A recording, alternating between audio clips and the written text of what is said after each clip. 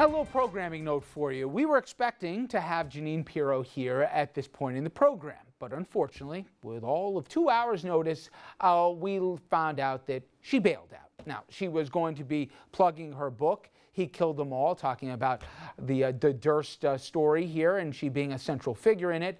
I'll only say this about the book. It's getting a lot more criticism than love. Take it for that. Okay, moving on. Now we talk, yes, well, okay. Now, when's the last time you got a 71% raise? I bet most of you will probably say never. But that is exactly how much the New York City Council wants to bump its own pay.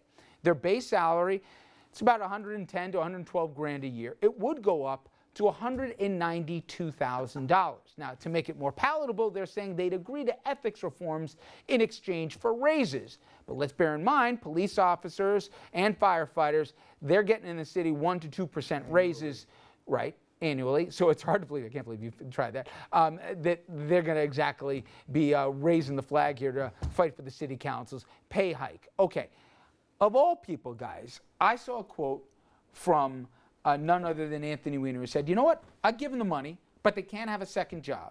They got to work full time and have nothing but unilateral attention to this. The public might find it hard to swallow here, but at least we'd have a legislature in the entire of the city that would have an undivided interest in it.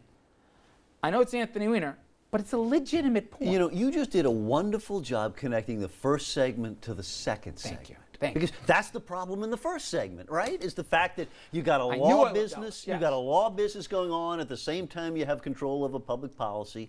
I mean, $190,000 sounds like a fair amount of money, but you know, I'm not, honest to God, that's a fair deal. The one that says, oh, we're going to be more careful with the ethics of what, were you stealing before? I mean, why do you need to be more, you know what, just behave properly and we won't be a problem. What about just getting ethical people? I would pay the city council members $200,000 a year to shut out the lights and stay home for 2 years. Ooh. You know what I mean, for what they're turning out of that body.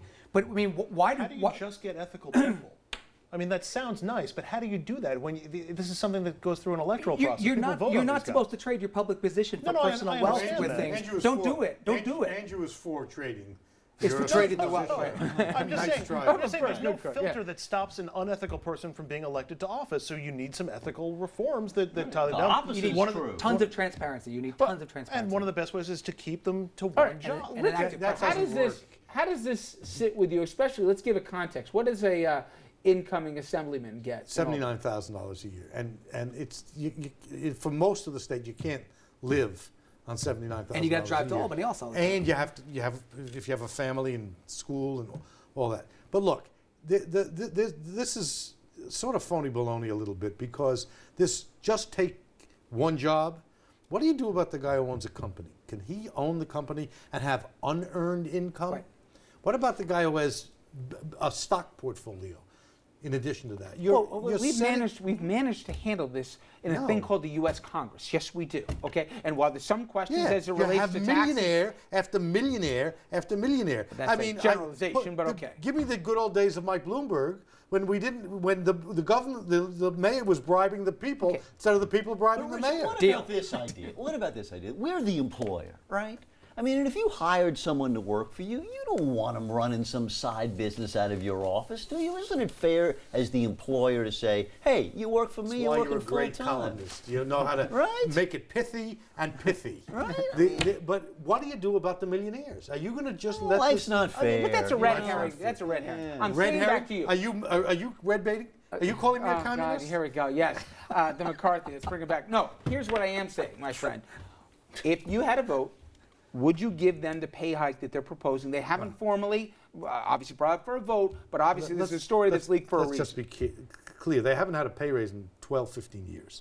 So this 71% over 12 years is 6% a year. Yes. Do you think it's worth giving? Yes. What if it carried the contingency that if you get the number, this is your only job?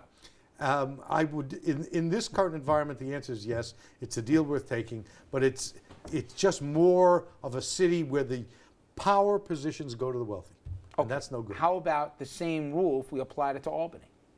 Same answers. It's not the best way to run the system, but it's an improvement. Wait, why does that only favor wealthy members? I mean, Because you're you giving them more can money. have outside income. You just can't have a job. Right. You can have stocks. Right. You can own AT&T. But you can put them in a trust, The argument Richard. about the second job is that it causes a conflict. Or has the It potential to causes cause a conflict. the same conflicts exist if you own a business Well, if you have as a if life. you work there.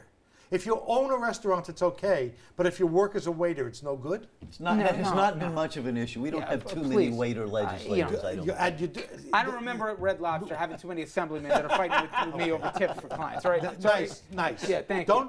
Don't disagree with me. Call me names. I understand. Oh, please.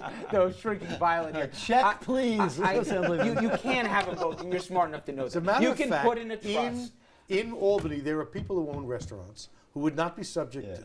to this problem because they don't have a job. They don't take a Actually, salary. Richard, But- usually when people say check, please, to an Assemblyman, they're bringing the bribe. Oh, ba-dum-bum. That was pithy. I mean, By the way, you're all columnists here, so be careful where you throw stones. journalists accusing someone else of lack of ethics. Alice is from New Orleans. You know this. That's an art form down there, at least. All right. We want to get you at home involved in our conversation. So head over to Facebook and Twitter and sound off on our question tonight. If council members could get that huge raise, but can take outside jobs, is that a bargain that you can live with? All right, we'll get to that reaction in a coming show. But when we come back, a man Ellis does know well, former police commissioner Ray Kelly. If the rumblings have any merit to him and he were to make a run for mayor, how might that go here? And how much trouble is the guy who's the current occupant really in? Stay with us.